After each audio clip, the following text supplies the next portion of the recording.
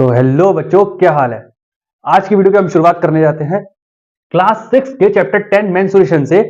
इस चैप्टर के हम एक्सरसाइज 10.3 को करेंगे और सभी क्वेश्चनों को एक एक करके देखेंगे। ठीक है, चलिए शुरू करते हैं।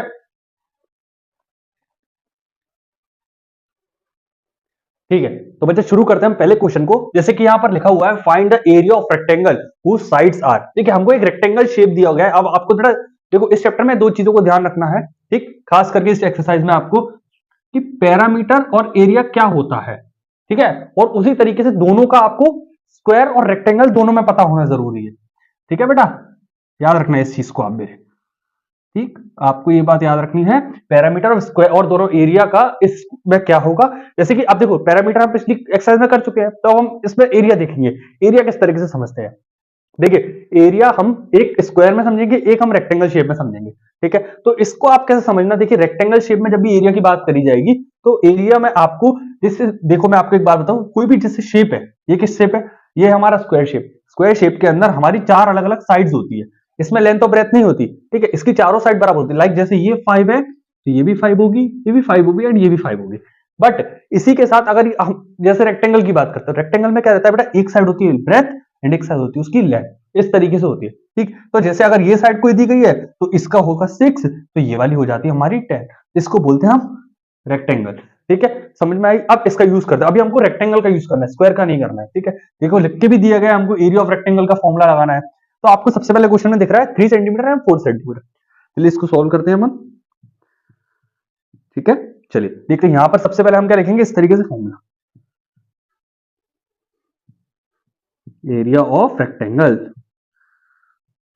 देखिए आप लोग चैप्टर कर चुके हैं तो आपको फॉर्मूले तो याद होंगे होंगे तो ना। एरिया ऑफ रेक्टेंगल का फॉर्मूला होता है length into breadth, length multiply, ठीक है, लेंथ मल्टीप्लाई ब्रेथ। ठीक है, तो हमको बेटा ये जो दी गई है, एक लेंथ दी गई एक ब्रेथ दी गई, सिंपल हमको मल्टीप्लाई करना है। 3 मल्टीप्लाई 4, 3 4 का बेटा कितना होता है 12। अब देखिए एक बात याद रखनी है, सेंटीमीटर का मल्टीप्लाई सेंटीमीटर में होता है तो हमेशा सेंटीमीटर स्क्वायर हो जाता है। ठीक है, ये हमारा फर्स्ट वाले का आंसर आ गया। समझ आया आपको। सेकंड देखते हैं। ठीक है, तो चलिए अब आते हैं हमारे सेकंड क्वेश्चन की तरफ। जैसे कि सेकंड क्वेश्चन लिखा हुआ है, यहीं पे स्टार्ट करते हैं हम सेकंड क्वेश्चन को करने का। देखिए सेम यही फॉर्मूला लगेगा यहाँ पे, एरिया ऑफ रेक्टेंगल। देखिए मैं शॉर्ट में लिख रहा हूं। ठीक है, L multiply B. Simple, L कितना दिया इस बार हमको, दिया है 12 मल्टीप्लाई 21। ठीक है, अब इसका सिंपल आपको मल्टीप्लाई कर देना। देखिए यहां कर सकते हैं हम, 2 1 जा 2, 2 2 जा 4 मल्टीप्लाई 1 2 5 2, सिंपल आ रहा है हमारा आंसर। ठीक है, 2 5 2। यहां पे इस बार देखिए मीटर दिया हुआ है तो बेटा हम लिखेंगे मीटर स्क्वायर। बस ये याद रखना है आपको। समझ आया। नेक्स्ट क्वेश्चन को देखते हैं बच्चों। अब हम देखते हैं हमारे थर्ड क्वेश्चन को। सिंपल उसी तरीके से होगा, बस यहां पर चेंज कर दी गई है, मीटर से किलोमीटर में आ गया ये। ठीक है, सिंपल वैल्यू लिखेंगे अपन, 2 मल्टीप्लाई 3, 2 3 जा कितना होता है बेटा 6 किलोमीटर स्क्वायर। इसका आंसर निकाल दिया हमने। इस क्वेश्चन को देखते हैं, इसको थोड़ा ध्यान से देखना बेटा। क्या दिया है इसमें, एक वैल्यू दी है मीटर की, एक वैल्यू दी है मेरी बात को कभी भी अपन ये 70 मीटर है, इसको अगर हम कन्वर्ट करने जाएंगे तो ये डेसिमल में हो जाए, ये काय में हो जाएगा हमारा डेसिमल में। तो इसको कन्वर्ट करने की जगह अपन इसको कन्वर्ट करते हैं क्या, मीटर को। देखिए जैसे आपको एक चीज पता है बेटा, 1 मीटर में कितने सेंटीमीटर होते हैं 100। ठीक है, 100 सेंटीमीटर होते हैं कि नहीं होते हैं। ठीक, उसी तरीके से 2 मीटर में कितने होंगे 200 सेंटीमीटर होंगे। तो मैं अगर इसको ऐसे लिखूं कि 200 सेंटीमीटर, 200 मल्टीप्लाई 70, बिकॉज 70 तो ऑलरेडी सेंटीमीटर में ही है। 2 7 का कितना होता है बेटा 14 एंड 3 जीरो 1 2 3। ठीक है, सेंटीमीटर स्क्वायर, ये हमारा आंसर आ गया। और अगर ये हमको बोलेंगे कि आपको इसी आंसर को मीटर में निकालना है तो हम 100 से डिवाइड कर देंगे तो 140 मीटर आ जाएगा हमारा आंसर। समझ में आई आपको बात। ठीक है, इसी तरीके से निकालते हैं। चलिए हम हमारे की तरफ। इसके अंदर हमसे पूछा एरिया ऑफ स्क्वायर। ठीक है, तो बेटा एरिया ऑफ स्क्वायर का फॉर्मूला लगाएंगे हम इसमें और इसको सॉल्व करेंगे। देखिए मैंने अभी आपको समझाया था ना पिछली क्वेश्चन के अंदर रेक्टेंगल और स्क्वायर, तो पहले हमने रेक्टेंगल सीखा, अब हम सीखेंगे स्क्वायर। ठीक, तो चलिए शुरू करते हैं। पहला क्वेश्चन हमको दिया 10 सेंटीमीटर, तो हम फॉर्मूला लिखेंगे इसका,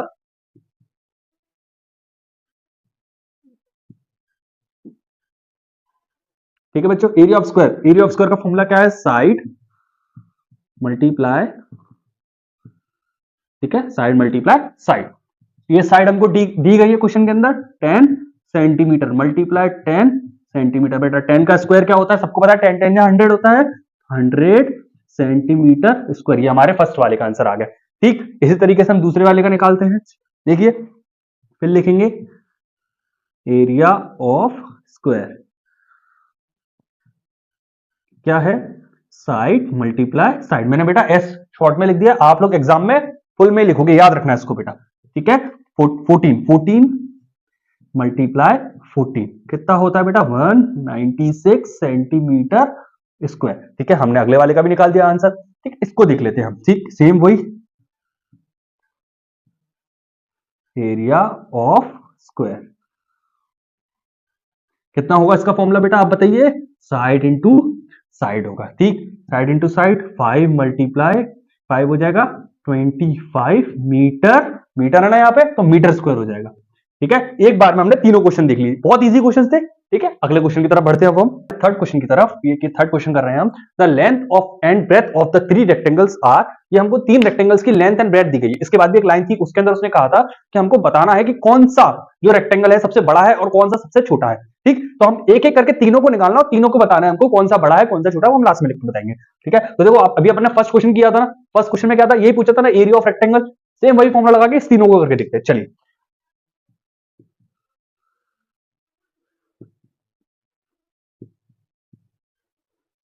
ठीक है, एरिया ऑफ रेक्टेंगल लिखा हमने, क्या फॉर्मूला था बेटा, एल मल्टीप्लाई बी। मैं शॉर्ट में लिख रहा हूं, आपको एग्जाम में फुल में लिखना है। ठीक है बच्चों, ठीक है, 9 मल्टीप्लाई 6। ठीक है, आपको इन दोनों का मल्टीप्लाई करना, 9 6 से कितना होता है बेटा, 54। अभी मैंने बताया था सेंटीमीटर और मीटर हो जाएगा हमारा। दूसरा निकालते हैं हम, एरिया ऑफ रेक्टेंगल का फॉर्मूला ही लगेगा, एल इंटू बी लगाया हमने। इस बार 17 एंड 3 है। ठीक है, 17 मल्टीप्लाई 3, 17 3 बेटा कितना होता है, 51 होता है। कितना, 51। टेबल याद होनी चाहिए आपको 20 तक। ठीक है, याद रखना, 17 3 होता है 51। हमारा ये मीटर है, ये भी मीटर स्क्वायर हो जाएगा हमारा। ठीक है, हमने दूसरे का भी आंसर निकाला, हम तीसरा निकालते हैं। चलिए, same area of rectangle is equal to L multiply B. L कितना है हमारा, एल है हमारा 4 एंड बी है हमारा 14।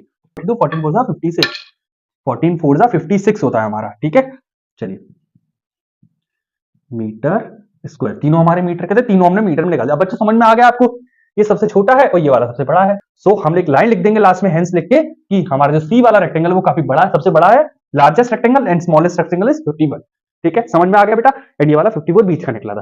ठीक, चलो अब हमारे नेक्स्ट क्वेश्चन की तरफ चलते हैं अपन। तो बच्चों अब हम चलते हैं हमारे फोर्थ क्वेश्चन की तरफ। ये एक हमारा वर्ड प्रॉब्लम वाला क्वेश्चन है, इनको समझते देखिए। The area of the rectangular garden, एक रेक्टेंगुलर गार्डन है। ठीक, उसका जो एरिया है उसके अपन को लॉन्ग जो दिया गया है वो 50 मीटर है, इस 300 स्क्वायर मीटर उसकी एरिया है पूरा का पूरा, and what is the width.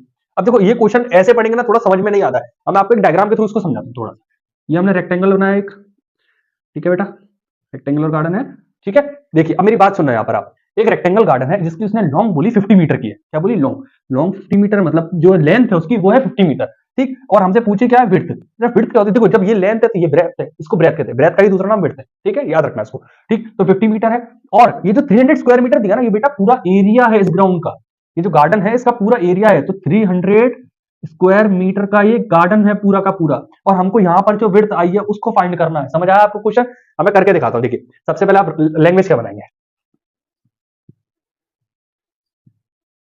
Length of A rectangular garden. ठीक, सिंपली मैंने लिखी लैंग्वेज। कितनी है लेंथ बेटा, लेंथ हमको दी है 50 मीटर, 50 मीटर दी गई थी हमको। टोटल एरिया कितना दिया गया, एरिया ऑफ अ गार्डन, तो हम लिख देते हैं of a garden, area of the garden कितना दिया बेटा हमको, एरिया दिया गया है 300 स्क्वायर मीटर। ठीक है, ये दिया गया। अब हमको फाइंड क्या करना है, हमको विड्थ निकालनी है।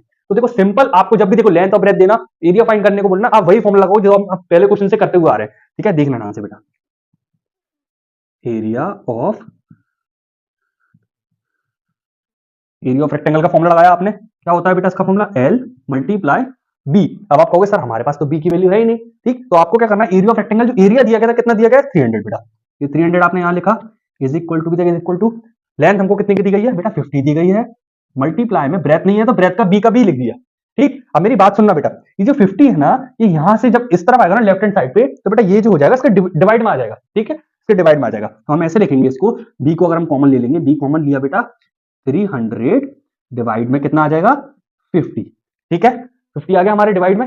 हमने ये 50 डिवाइड में लिया तो 0 से ये 0 कट हो रहा है हमारा, एंड 5 के टेबल में 30 कितने टाइम्स पे आता है बेटा, 6 टाइम पे आता है। सिंपल मेरी कितनी आई b की value, breadth is equal to कितना आ रहा है बेटा, 6 स्क्वायर मीटर। ये हमारा आंसर है, सिंपल, कुछ नहीं किया हमने, बहुत इजी क्वेश्चन था, ठीक है, ब्रेथ कितनी निकल के आई, स्क्वायर। तो बच्चे समझ आया आपको ये वाला क्वेश्चन, ठीक है। इस पार्ट में हमने क्वेश्चन नंबर 1 से लेके 4 तक के सारे क्वेश्चंस को करके दिखाया है। नेक्स्ट पार्ट में इसके आगे के क्वेश्चंस रहेंगे, ठीक है। अच्छा लगे वीडियो आपको, please like and subscribe my channel. Thank you.